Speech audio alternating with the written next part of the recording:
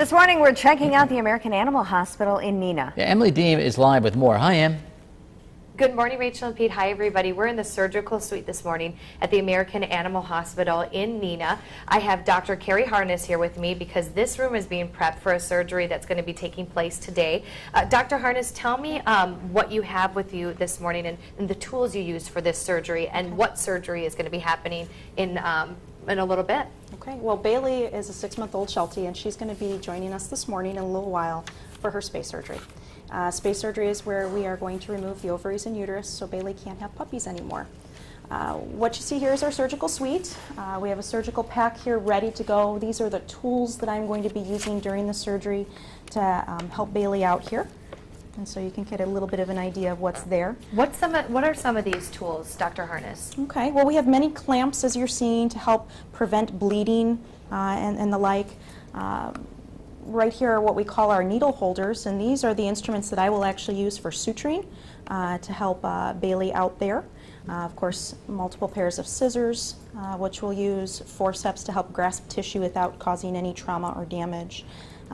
That kind of thing. And you were telling me about this instrument you're going to be using. We love the Elman here. It's electrocautery, and there's a special tip that goes in here that's sterile right now that allows us to, wherever we touch the wire to the patient, it's going to burst those cells without causing much trauma. So it's another way to cut and also to help cauterize tissue as we cut to prevent bleeding. And so this is the Elman. We're very proud to have this here for our surgeries. And tell me about spayed neuters for animals that are brought in by shelters in the area and how important it is for them.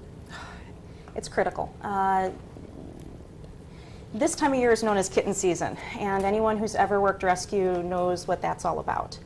Kitten season is where all of the kittens come in, and the shelters in this area are literally bursting at the seams. And so I'm very proud of American that we are one of the clinics in the area working with these shelters. We work with Wish Upon a Paw and Oshkosh Humane quite routinely to do these spay neuters.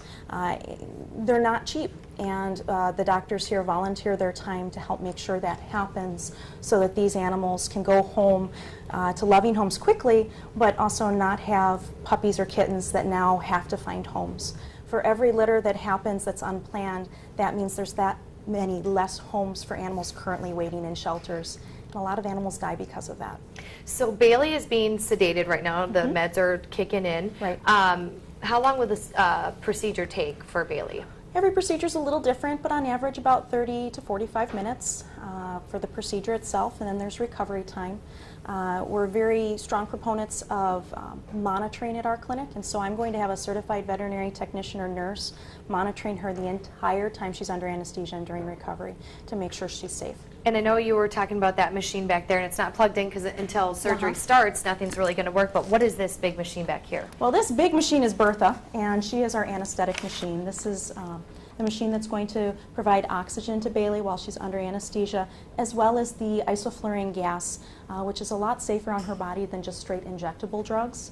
We're also going to be using our monitoring unit here, which is going to allow us to monitor her blood pressure, her heart rate, her respiratory rate under anesthesia. But of course, the most critical monitoring piece of equipment I have is my technician. She's going to really do quite an amazing job this morning for us. Well, Dr. Harness, thank you so much for allowing us back in the surgical suite. And you could check this place out too because they have an open house that's coming up on Saturday. We have all that information online, fox11online.com. Click on Good Day Wisconsin. We'll send it back to you.